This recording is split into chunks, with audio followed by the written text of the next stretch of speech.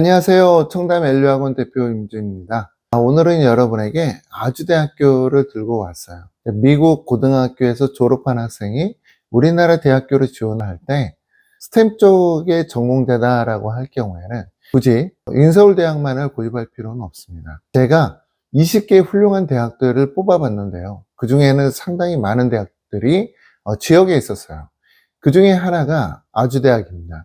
아주대학은 이공계 쪽으로는 굉장히 스트롱해요. 많은 세계 대학교 평가기관에서 높은 스코어를 주고 있어요. 그 이유가 뭘까요? 아주대학교를 입학을 해서 공부하고 미국 대학원으로 이제 가고자 할 경우에는요, 학교에서 많은 활동을 해야 됩니다. 근데 활동이라는 것은 전공과 관련된 활동이 가장 좋죠. 인턴십이나 리서치, 이런 부분들이 이제 굉장히 좋고요. 교수와의 관계에도 이제 굉장히 끈끈하게 해놓는 게 좋아요.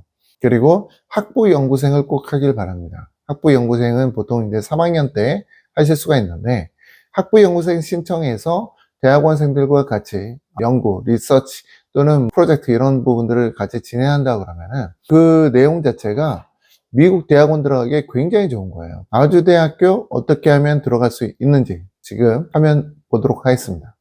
아주대학교는 수시 학생부 종합평가로 지원하게 되는 겁니다. 아주대학교는 학생부 종합 에이스 전형과 첨단 융합 인재 전형, 이 두 가지로 뽑고 있어요. 나머지 전형들은 사실 해당 사항이 잘 안 되실 거예요. 이 두 가지 전형 보시면 되고, 모집 정원이 굉장히 많습니다. 모집 인원이 무려 에이스 전형은 560명, 그리고 첨단 융합 인재 전형은 184명.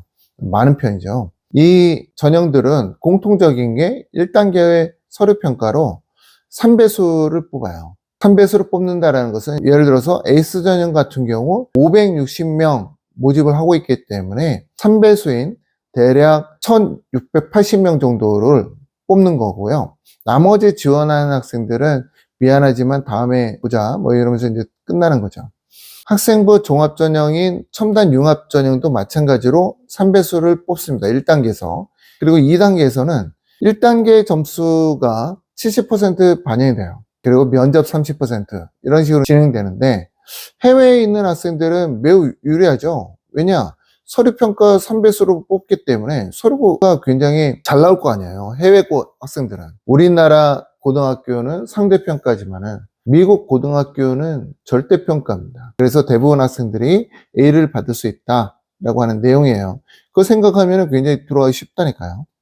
에이스 전형 볼게요. 에이스 전형에서 제가 추천드리는 전공 표기해 드렸습니다. 기계공학과 무려 42명 뽑고 있고요.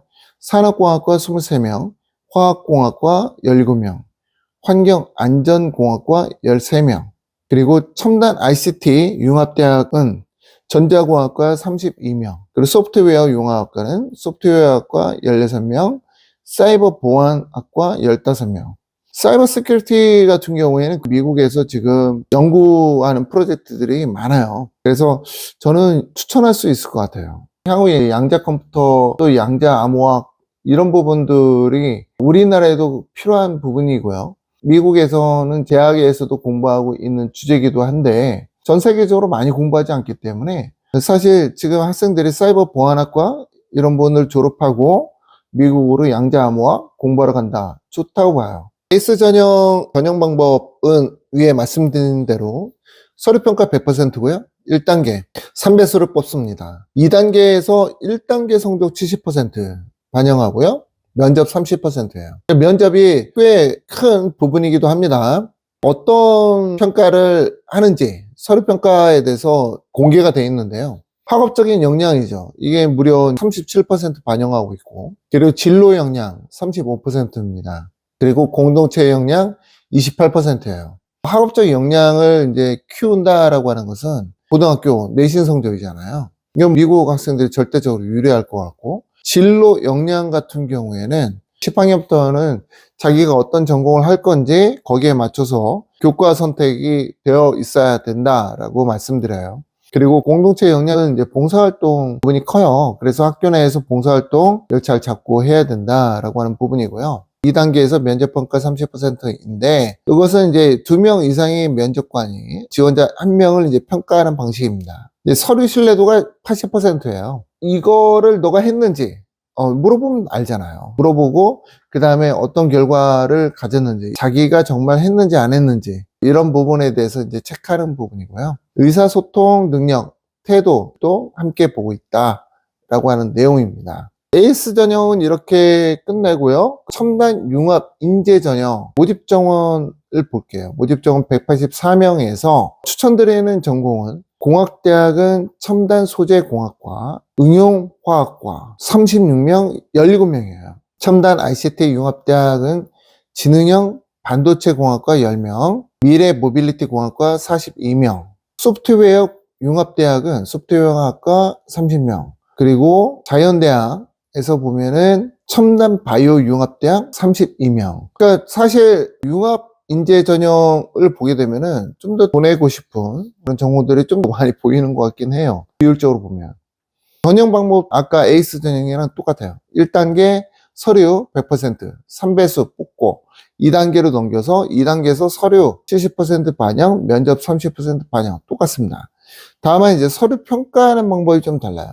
자, 서류 평가하는 방법이 학업적인 역량이 40%, 그러니까 학업적인 걸 더 본다라는 거예요. 진로 역량이 45% 무려. 굉장합니다. 그러니까 이 부분을 고려한다 그러면은 학생이 이제 클럽 활동이라던가 진로 관련된 인턴십이나 이런 부분들이 미리미리 갖춰져 있는 게 좋다.